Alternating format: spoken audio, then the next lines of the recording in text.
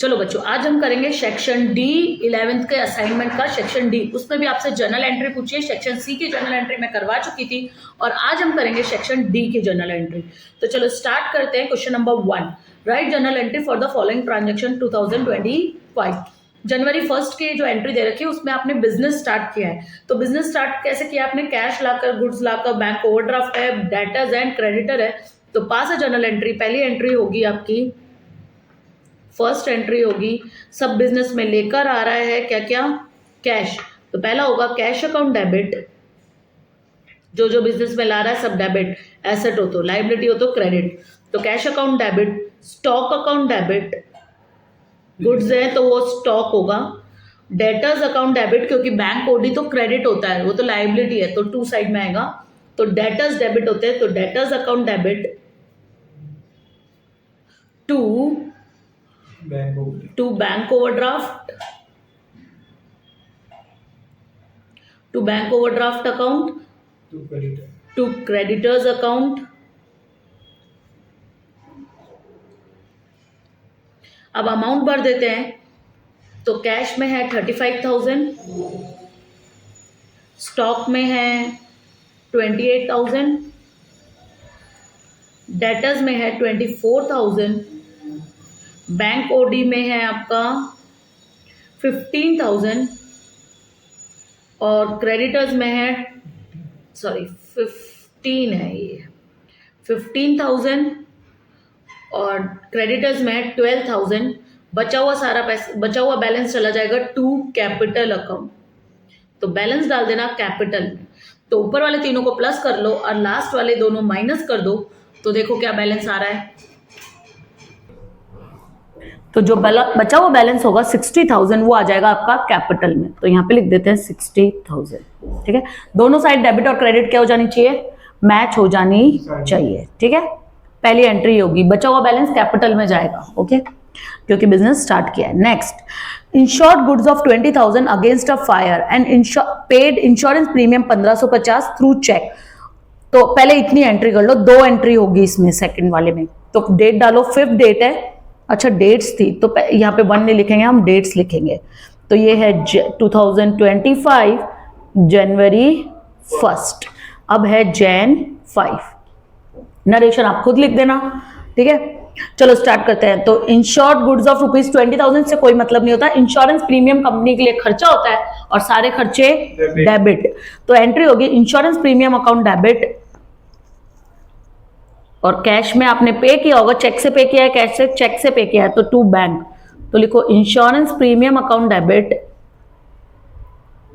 To bank account. जितने का premium चुकाया उसी की एंट्री होगी, कितने के गुड्स इंश्योर हुए उससे कोई मतलब नहीं होता है। ठीक है, टू बैंक अकाउंट लिख देना। Being goods of ₹20,000 insured by paying a premium of 1550। Narration. ठीक है, चलो नेक्स्ट, जनवरी 9, तो डेट डाल लो Jan 9। Issued a cheque of 25,000 for purchase of a building. आपने बिल्डिंग खरीदी है। तो स्टूडेंट्स ध्यान रखना, जब आप कोई एसेट परचेज करते हो तो एसेट परचेज को पुट टू यूज तक के सारे खर्चे एसेट की कॉस्ट में क्या होने जाने चाहिए? ऐड हो जाने चाहिए। और ये कौन बोलता है? Accounting standard 10 valuation of fixed asset. वो क्या बोलता है कि एसेट को पुट टू यूज तक के सारे खर्चे एसेट की कॉस्ट में क्या हो जाते हैं? ऐड हो जाते हैं। तो आपने ये जो डॉक्यूमेंटेशन, ब्रोकरेज का खर्चा दिया है, ये सब एसेट की कॉस्ट में ऐड हो जाएंगे। तो आपने क्या खरीदा है? बिल्डिंग खरीदी है। तो परचेज अकाउंट डेबिट मत लिख देना, एसेट खरीदी है तो एसेट अकाउंट डेबिट, और एसेट का नाम क्या है? बिल्डिंग। तो एंट्री हो जाएगी बिल्डिंग अकाउंट डेबिट, और चेक से खरीदा है तो टू बैंक। ठीक है, और ये अगर आप जो बाकी डॉक्यूमेंटेशन है और ब्रोकरेज का पैसा है वो आप कैश में भी पे कर सकते हैं, तो टू कैश भी लिख सकते हैं। ठीक है, तो डॉक्यूमेंटेशन और ब्रोकरेज का पैसा जोड़ दीजिए तो वो मिला के होगा 2,500 रुपए। तो क्रेडिट साइड में लिखिए 2,500 रुपए। बैंक में कितने की बिल्डिंग थी? 25,000 की बिल्डिंग थी। तो 25,000 इसमें और 25,000 और 2,500 मिला दोगे तो आपकी वैल्यू आ जाएगी 27,500। बिल्डिंग की कॉस्ट हो गई टोटल, यानी बिल्डिंग मेरे लिए अभी मेरी बुक वैल्यू क्या है बिल्डिंग की? 27,500। ठीक है, समझ में आ गया? चलो नेक्स्ट, अगर आप सिर्फ ये एंट्री करना चाहते हैं building account debit to bank, तो फिर नरेशन में लिख देना कि बीइंग क्या क्या है, documentation charges and brokerage also paid by cheque, ठीक है। और कुछ नहीं लिखा है तो मैं कैश लिख देती हूँ, छोटा अमाउंट है। Next, goods of 12,000 purchase from Ketan at 5% trade discount and 3% cash discount, half amount paid by cheque. ये एंट्री स्टार मार्क कर लो, एक ना एक एंट्री ऐसी जरूर पूछी जाती है, ठीक है। अब आपने कितने के परचेज किए, 12,000 के गुड्स परचेज किए from Ketan at 5% trade discount. तो ट्रेड डिस्काउंट तो सीधे सीधे माइनस कर देते, तो 12,000 में से 5% माइनस कर लो, करो 12,000 में से 5% माइनस। मैं डेट लिखती हूँ जब तक, डेट 15, और एंट्री होगी purchase account debit, purchase account debit, और ट्रेड डिस्काउंट माइनस करने के बाद जो वैल्यू आ रही है 11,400, वो आप परचेज में डेबिट करेंगे, ठीक है। तो परचेज अकाउंट डेबिट, फिर ट्रेड डिस्काउंट बुक में दिखाते नहीं है इसलिए, half amount paid by cheque तो टू बैंक, और जितना आपने पे कर दिया वो बैंक से चेक से पे किया इसलिए, और जो बचा हुआ पैसा है वो जो डिस्काउंट है वो डिस्काउंट में यहाँ पे सिर्फ कैश डिस्काउंट आता है, और जो बचा हुआ पैसा है वो हम फ्यूचर में चुकाएंगे तो उतने से उसको क्रेडिटर बना लो, तो टू केतन अकाउंट। तो एंट्री होगी purchase account debit, bank account debit, sorry purchase account debit to bank, to discount and to Ketan. अब देखो आपको कैसे करना है, आप इसका वर्किंग नोट भी बना सकते हो, मैं यही बनाती हूँ आपके लिए वर्किंग नोट, ठीक है। आप अलग से बनाना, ठीक है। कितना है देखो अमाउंट 12,000 का है, तो 12,000 में से पहले से ट्रेड डिस्काउंट माइनस कर देना खाली। ट्रेड डिस्काउंट कितना परसेंट है आपका, @5%, ठीक है। तो आ जाएगा आपका 11,400। अब 11,400 के दो टुकड़े हैं, half of the amount paid by cheque, तो इसका मतलब आधी पे करना बाकी है, तो 11,400 डिवाइडेड बाय 2 करो तो 5,200 आ जाएगा, 5,700, ओके। तो 5,700 और इधर भी 5,700, तो ये वाला तो पे करना बाकी है, कोई भी एक पे करना बाकी है, तो उसका नीचे लिख दो केतन अकाउंट, वो केतन में चला जाएगा। तो केतन की अमाउंट मेरे को मिल गई है 5,700 रुपए, ठीक है। और डिस्काउंट कितने का था, 3% कैश डिस्काउंट। तो अब जो बचा हुआ 5,700 है उसके अगेन दो टुकड़े, एक डिस्काउंट का जो 3% होगा, ये डिस्काउंट का है, और ये जो आप चुकाओगे वो चेक से चुकाए इसलिए ये बैंक का। तो 5,700 का 3% कितना होता है, तो ये बैंक वाली अमाउंट आएगी आपकी 5,529, माइनस कर दो 5,700 में से, 5,529 माइनस 5,700, तो डिस्काउंट वाली वैल्यू पता चल जाएगी आपको 171। देखो ये कैसे निकाला है मैंने, 5,700 का 3% यहां पे आएगा, ठीक है। और ये वाला आप कैसे निकाल सकते हो, 5,700 माइनस 3%, ठीक है, या फिर इंटू 97%, एक ही बात है। माइनस 3% कर दूं या इंटू 97% कर दूं, एक ही बात है, ठीक है। अब आपके पास सारी अमाउंट आ गई है, आप भर दो। तो डिस्काउंट में चला जाएगा आपका कितना, 171, बैंक में चला जाएगा आपका 5,529। अब जब आप ये तीनों वैल्यू प्लस करोगे ना, ये तीनों, तो इसके ऑटोमेटिकली इसके बराबर हो जाएगी 11,400 के, ठीक है। करके देख लो, 5,529 प्लस 171 प्लस 5,700 हो गई ना 11,400, मैच हो गया, ठीक है। तो ये आपको नोट, इसकी स्क्रीनशॉट ले लेना, ये नोट्स आपको जरूर बनानी है, तब इसका मतलब ये नहीं है कि ये नहीं बनाओगे तो मार्क्स नहीं मिलेंगे। मार्क्स पूरे, एक एंट्री का 1 मार्क्स होता है, वो पूरे मिलने वाले, पर ये बनाने से आपके गलती होने के चांसेस बहुत कम हो जाते हैं, ठीक है। चलो नेक्स्ट, तो ये क्वेश्चन तो आपका खत्म हो गया, सेकंड क्वेश्चन खत्म। तो यहाँ पे मैं लिख देती हूँ क्वेश्चन नंबर 2 कर रहे थे, ठीक है। अब हम करेंगे क्वेश्चन नंबर 1। क्यों छोड़ दिया हमने सेक्शन डी का, डायरेक्ट हम 2 पे आ गए। नहीं सॉरी, 1 किया ना हमने, अरे नहीं 1 का हमने नीचे से नीचे वाला ले लिया, रुको, पहला सही था और दूसरा सही था, तीसरा हमने नीचे से ले लिया।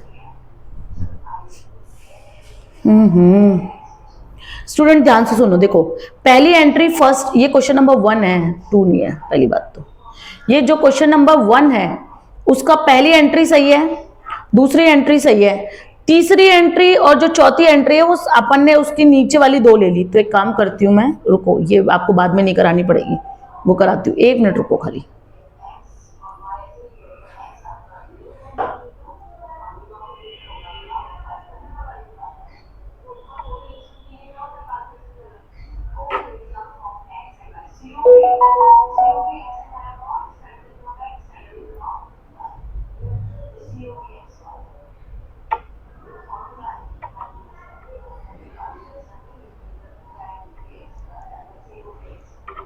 यहाँ से मिटाते हैं, रुको, ये गलत है, ये हमने नीचे वाले की कर दी, सेकंड की कर दी आपने, बिल्डिंग वाला का। आपको क्वेश्चन नंबर फर्स्ट का करना था, थर्ड, ठीक है। चलो तो ये मिटाते हैं। नीचे जब सेकंड क्वेश्चन कराऊंगी तब ये 2 एंट्री नहीं समझाऊंगी, अब मैंने कॉपी पेस्ट कर दी है, ठीक है, आप यहीं समझना उसको। एक मिनट तो खाली,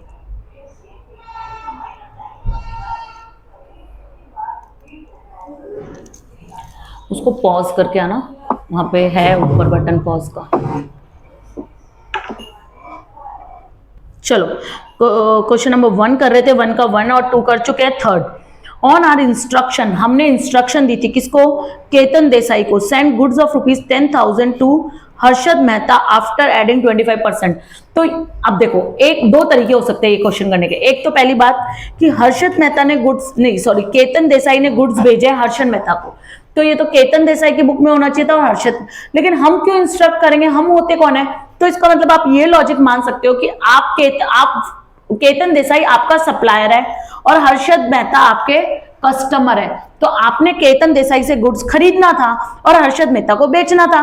तो आपने बोला यार तू मेरे यहाँ भेजेगा, फिर मैं उसके यहाँ भेजूंगा, तो एक काम कर, सीधे तू उसके यहाँ भेज दे और बिल 25% प्रॉफिट लगा देना मेरा। समझ में आ रहा है? तो आपने केतन देसाई को इंस्ट्रक्शन दिया कि भाई तू सीधे हर्षद मेहता को भेज दे और मेरा 25% प्रॉफिट जोड़ देना। तो कई बार इस तरीके से भी बिजनेस में डील की जाती है। तो इसमें 2 एंट्रीज होगी। पहले आप केतन देसाई से परचेज की एंट्री करो। तो पहली एंट्री लिखते हैं हम, कौन सा है ये क्वेश्चन नंबर, ये डेट कौन सी है, 8 जनवरी। तो लिखो जनवरी 8। तो आपको 2 एंट्री लिखनी पड़ेगी। पहले परचेज की एंट्री करो। तो आप केतन देसाई से परचेज कर रहे हो तो परचेज अकाउंट डेबिट, और कोई डिस्काउंट नहीं है तो डायरेक्ट लिख दो to Ketan Desai, to Ketan Desai account. ठीक है, कितने के गुड्स खरीदे, तो आप तो कॉस्ट प्राइस पे एंट्री करोगे 12,000 से, ध्यान रखना। तो purchase account debit to Ketan Desai, ये अमाउंट पहले का लिखा हुआ है, मैं मिटा देती हूं। तो कितने से कितने का गुड्स है, 10,000 का गुड्स है तो 10,000, और इधर भी 10,000। ठीक है, अब यही गुड्स आपने सेम 18 जनवरी की एंट्री होगी, जैन 18, आपने किसको बेच दिए, हर्षद को बेच दिए। तो हर्षद मेहता, हर्षद मेहता से कुछ याद आ रहा है? तो एंट्री लिखो सेल करने की। अच्छा ये वाला क्वेश्चन था, फिर मैं किसको देख रही हूं, हर्षद मेहता अकाउंट डेबिट। अब सेल की एंट्री है वो टू सेल्स, और आप 25% प्रॉफिट जोड़ देना। तो 25% प्रॉफिट होता है आपका 10,000 प्लस 25% प्रॉफिट, तो आपका 12,500, 2,500 प्रॉफिट होगा तो आपकी अमाउंट आ जाएगी 12,500, 12,500। ठीक है, तो 2 एंट्री इसमें पास करना। नेक्स्ट लास्ट, नगर पालिका टैक्स। नगर पालिका टैक्स भी हमारे लिए क्या होता है, खर्चा होता है। तो आप ऐसे ही लिख दो, Nagar Palika tax account debit to bank. तो इसकी एंट्री होगी, कौन सी डेट है, 10। तो लिखो जनवरी 10, लिखो नगर पालिका अकाउंट डेबिट टू, चेक से पेमेंट किया है इसलिए टू बैंक अकाउंट। ठीक है, अमाउंट कितनी है, 3230, 3230। ठीक है, अब पहला क्वेश्चन खत्म हुआ है, लेकिन सेकंड क्वेश्चन में आधा कर चुकी हूं, इसलिए आधा सिखा देती हूँ। चलो, सेकंड क्वेश्चन देखो, 8% loan of 20,000 is borrowed from Pinal brothers, documentation charges. तो ये भी आप क्या खरीद रहे हो, असेट नहीं, सॉरी, ये तो लोन ले रहे हो आप, बोरोड लोन है, तो उसके चार्जेस तो आपके खर्चे ही होंगे, ठीक है, उसके चार्जेस तो क्या कहलाएंगे, खर्चे कहलाएंगे। तो लोन लेते हैं तो पैसे आते हैं या जाते हैं, आते हैं, तो कैश अकाउंट डेबिट, तो पर्सन है, नहीं पर्सन ही है, कैश लिखा है, तो लिखेंगे cash account debit, first entry है, ये कौन सी डेट है, मार्च 1, तो यहां पे लिखना 2025 March 1, cash account debit to loan of Pinal, loan of Pinal account.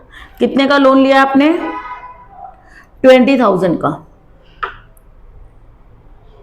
20,000 का। अब डॉक्यूमेंटेशन चार्जेस आपने पे किए, तो एंट्री चार्जेस डेबिट है, खर्चे डेबिट होते हैं, तो डॉक्यूमेंटेशन चार्जेस अकाउंट डेबिट।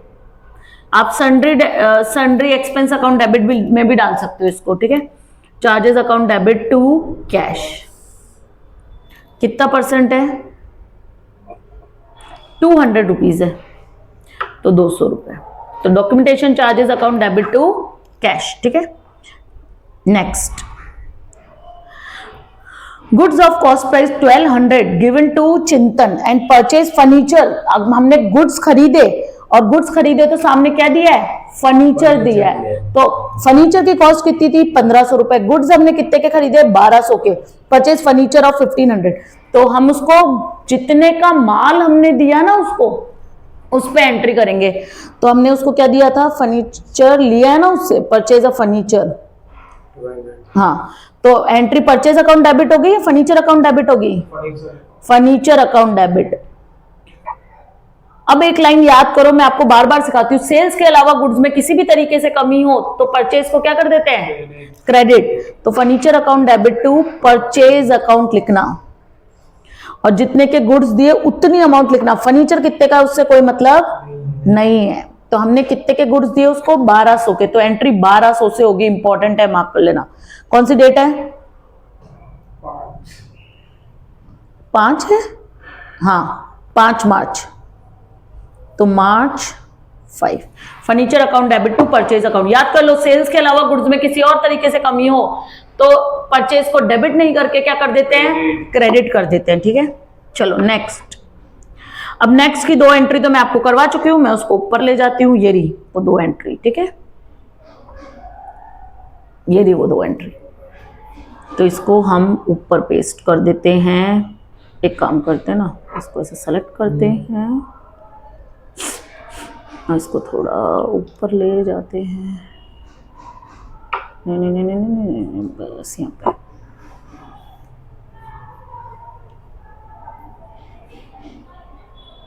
ये मेरी हो गई, बाकी 2 एंट्री मैं आपको पहले ही सिखा चुकी थी, डन, ठीक है। तो क्वेश्चन नंबर 2 भी हमारा खत्म। अब करेंगे हम क्वेश्चन नंबर 3, थोड़ा लाइंस ड्रॉ कर लेते हैं, एक मिनट, ये तो बहुत छोटा हो गया है, पर्टिकुलर का कॉलम थोड़ा बड़ा बनाना, मेरा थोड़ा छोटा हो रहा है, इसलिए मैं ऐसे कर देती हूँ इसको,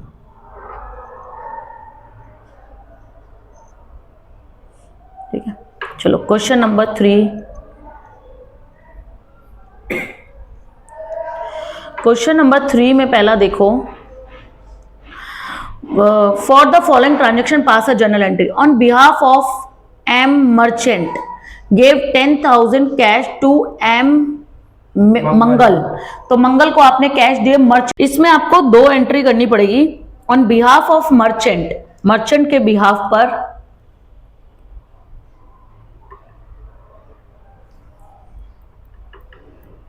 चलो मर्चेंट के बिहाफ ने आपको मंगल को पैसा दिया, तो 2 एंट्री पास करो, कौन सा है, थर्ड का फर्स्ट, तो थर्ड कहाँ है हमारा, बहुत नीचे चले गए, तो Mangal account debit to cash account, ठीक है।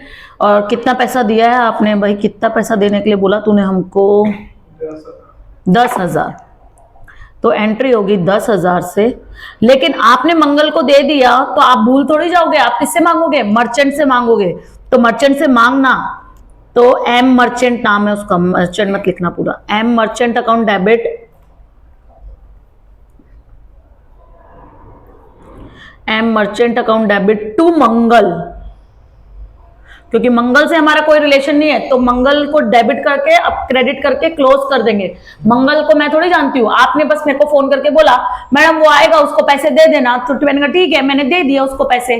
तो कल जब तुम आओगे तो मैं बोलूंगी भाई तूने, तेरे कहने पे मैंने उसको 10,000 रुपए दे दिए, ला मेरे 10,000 रुपए ला। ठीक है, तो merchant account debit to Mangal account. तो अल्टीमेटली मेरी एंट्री क्या हो गई, merchant account debit to cash. मैं ऐसा ही मानूंगी ना कि मैंने मर्चेंट को दिए, क्योंकि बाद में मैं तेरे बिहाफ पे ही तो दिए, तो अल्टीमेटली मेरे को तेरे से ही लेना है। तो इस दोनों की अल्टीमेट इफेक्ट क्या होगी, अल्टीमेट इफेक्ट यही होगी, merchant account debit to cash. ऐसा मान लेंगे कि हमने मर्चेंट को ही पैसे दिए, ठीक है, 10,000 से। लेकिन आपको पास 2 एंट्री करनी पड़ेगी क्योंकि ट्रांजेक्शन ही इस हिसाब से पूछा है।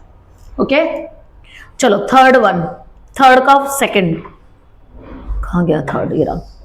Cashier found us date, informed us date 5,000 was stolen from cash book. तो चोरी हो गई है, तो चोरी तो हो गई, तो वो तो क्या है आपका लॉस है।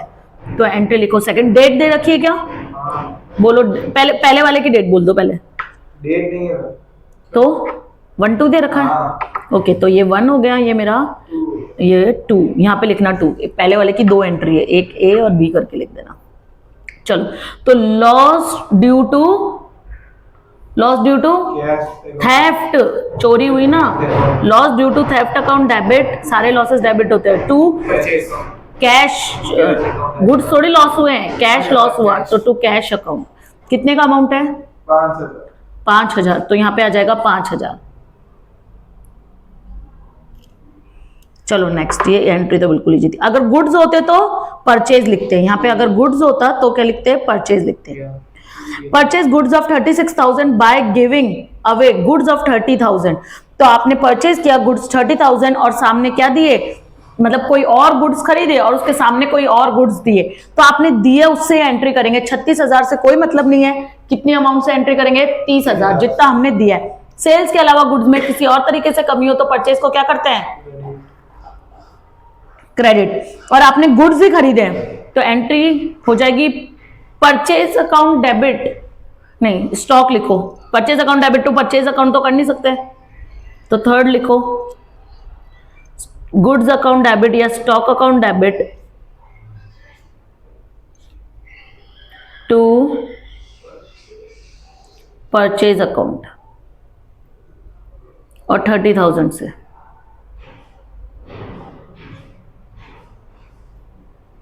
वैसे ऐसा भी हो सकता था कि ये एंट्री पास करने की जरूरत नहीं है, क्योंकि एंट्री वही हुई ultimately, purchase account debit to purchase account. तो 30,000, क्योंकि हम जितना देते हैं सामने उसी की एंट्री नहीं, इसमें भी गड़बड़। चलो, आपने तो स्टॉक अकाउंट डेबिट नहीं, ये रुको, स्टॉक अकाउंट डेबिट मत लिखो, या आप अपने गुड्स दे रहे हो, किसी को दे रहे हो तो वो सेल्स हुआ, तो एंट्री होगी purchase account debit to sales account and to profit and loss account, यानी P&L अकाउंट। ठीक है, तो परचेज किया था आपने कितने का, 36,000 का, गुड्स आपके बड़े 30 से, सेल्स है आपकी 30,000 की, तो 6,000 का आपको क्या हो गया है, फायदा हो गया है। ठीक है, नेक्स्ट, अगर आप चाहो तो आप वैसे भी एंट्री लिख सकते हो, stock account debit to purchase, फिर लेकिन तब आपको फायदा हुआ है तो क्रेडिट करना, stock account debit to stock बढ़ा 36 से, टू परचेज हुए, गुड्स गए 30 के, और टू P&L प्रॉफिट या डिस्काउंट दे दो, टू डिस्काउंट रिसीव। ठीक है, तो इसकी आप एक ऑप्शन और एंट्री कर सकते हो, आप वो भी सही होगी। एंट्री हो सकती है हमारी स्टॉक अकाउंट डेबिट, लेकिन फिर स्टॉक अकाउंट डेबिट लिख देना, क्योंकि purchase account debit to purchase तो लिख नहीं सकती मैं, stock account debit to purchase account और टू डिस्काउंट रिसीव्ड, डिस्काउंट मिला है हमको। ठीक है, तो स्टॉक मिला हमें 36,000 का, गुड्स मिले 36,000 के, सामने गुड्स गए हमारे 30,000 के, और 6,000 का हमें फायदा। पर ये ज्यादा मोर प्रेफरेबल है एज कंपेयर टू दिस। ठीक है, वैसे आप ये करोगे तो भी गलत नहीं है। एंट्री इस तरीके से पूछी है। चलो next, sold goods of ₹5,000 to Manan at 2% cash discount. ये तो इजी है, तो मनन को बेचा आपने कैश डिस्काउंट पे, तो मनन अकाउंट डेबिट, और कुछ नहीं बोला कैश मिला या नहीं मिला, तो कैश डिस्काउंट मिलेगा क्या?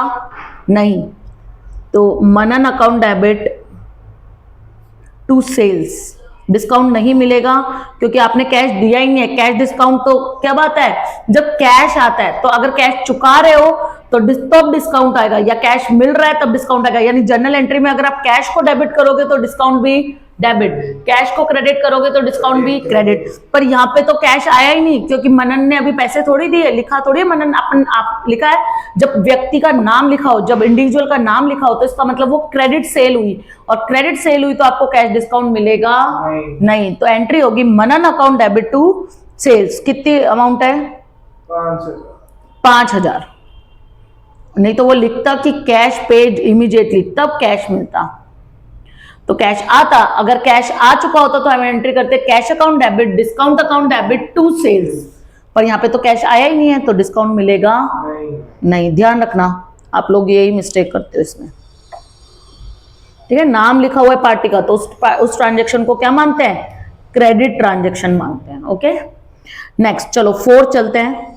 पास journal entry for the following transaction of Shri निराली, ठीक है। चलो ये लाइन ड्रॉ कर देते हैं।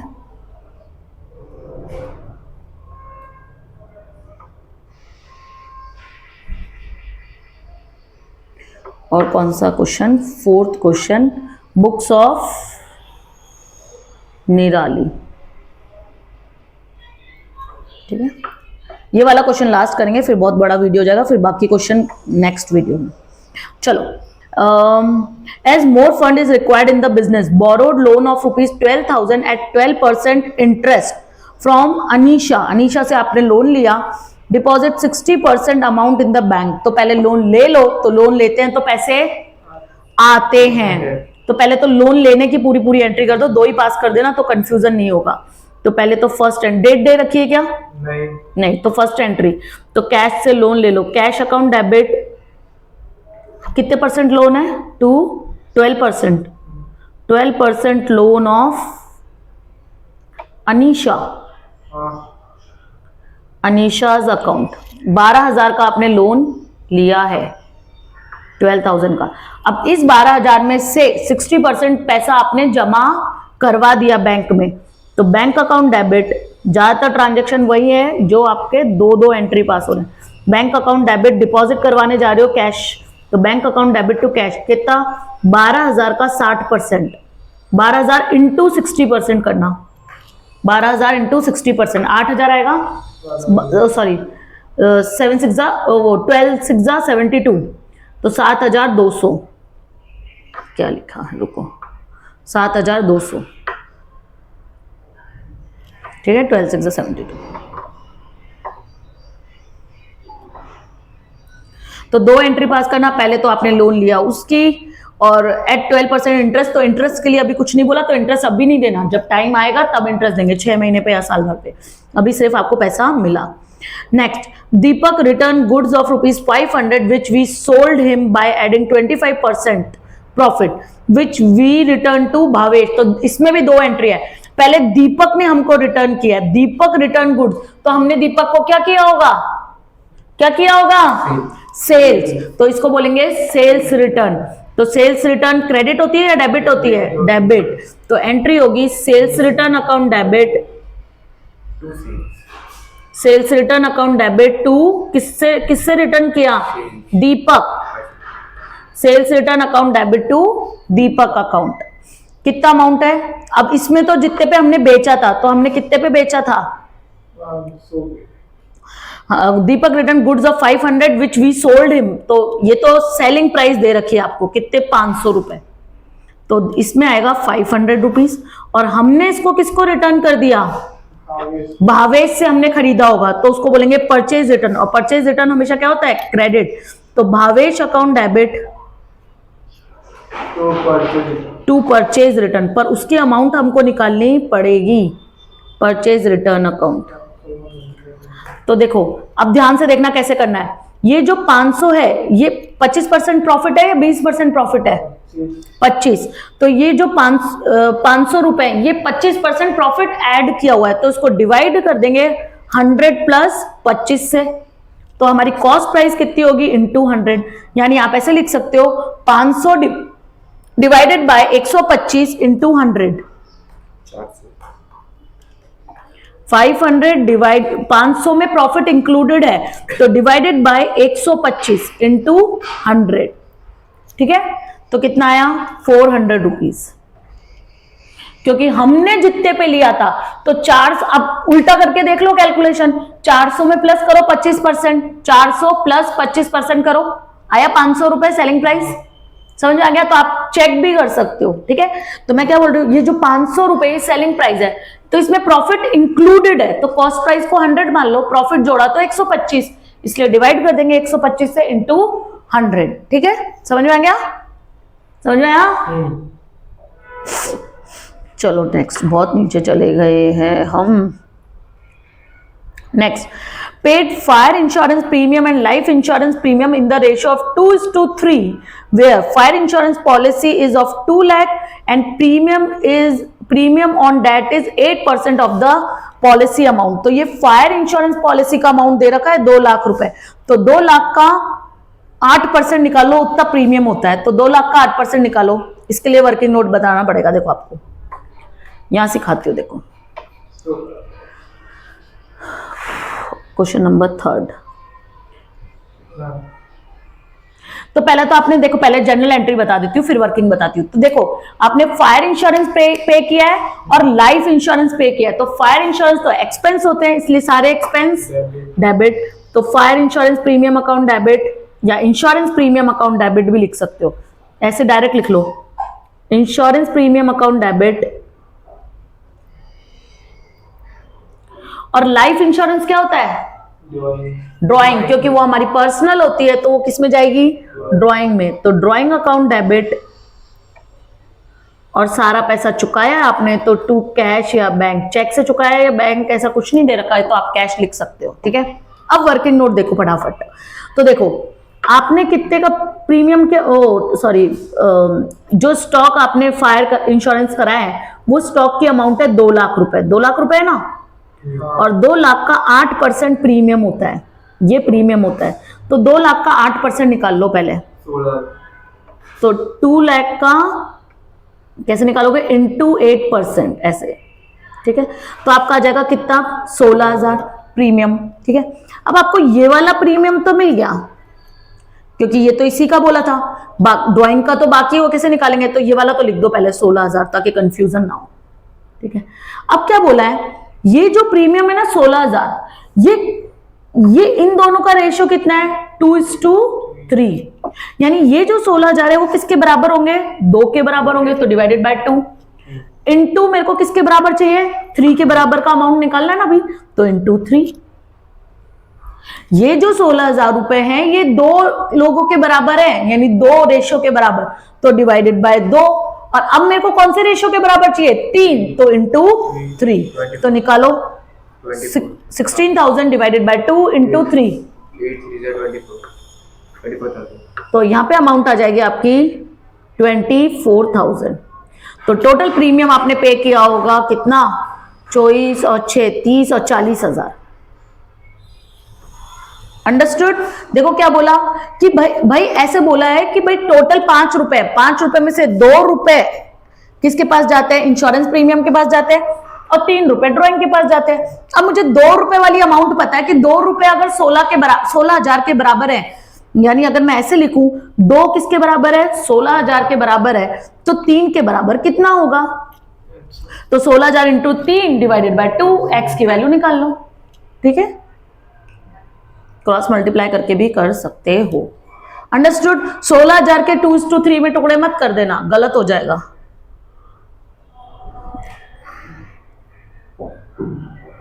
क्योंकि ये वाला जो इंश्योरेंस है ये सिर्फ फायर इंश्योरेंस की बात कर रहा है। When fire insurance premium policy is 2000 and the premium is 8% of the, तो फायर इंश्योरेंस की प्रीमियम की बात कर रहा है, लाइफ इंश्योरेंस की बात नहीं कर रहा। तो 2 लाख रुपए सिर्फ फायर इंश्योरेंस की पॉलिसी के, और उसका 8% उसका प्रीमियम होता है। तो वो प्रीमियम सिर्फ फायर इंश्योरेंस पॉलिसी का हुआ, ठीक है। लाइफ इंश्योरेंस 3 के बराबर निकालना पड़ेगा कि भाई 16,000 रुपए 2 के बराबर है तो 3 के बराबर कितना, ठीक है। चलो next last, owners share dividend of ₹9,000 deposit into business bank account. अच्छा, ओनर का पैसा था, यानी मैंने इंडिविजुअली किसी कंपनी में पैसा लगा रखा था, ठीक है, मेरे खुद के अकाउंट से, लेकिन उसका जो डिविडेंड आया वो मैंने business Shridhar institute of commerce के बैंक अकाउंट में जमा करा दिया। तो क्या हुआ, यानी ओनर बिजनेस में पैसा लगा रहा है, और ओनर जब बिजनेस में घर से लाकर पैसा लगाता है तो उसको क्या बोलते हैं, कैपिटल। तो आप बैंक में जमा करा रहे हो पैसा, तो एंट्री कर दो पैसा जमा कराने की, बस सिंपल। तो बिजनेस में पैसा आया तो बैंक में आया, हमारे हाथ में कैश नहीं आया, हमारे बिजनेस के बैंक अकाउंट में आया, तो bank account debit to capital account. अब यह एंट्री आप सोच भी नहीं सकते थे नरेशन से, और नरेशन में लिखना being owners dividend is deposit in business bank account।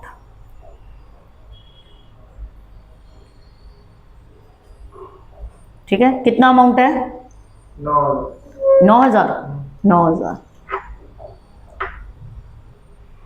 लो, तो अब आप स्क्रीनशॉट ले लो चारों क्वेश्चन का फटाफट और प्रैक्टिस करो। इसके बाद नेक्स्ट वीडियो में मैं आपको बचे हुए क्वेश्चन कंप्लीट कराऊंगी। तो टेक अ स्क्रीनशॉट।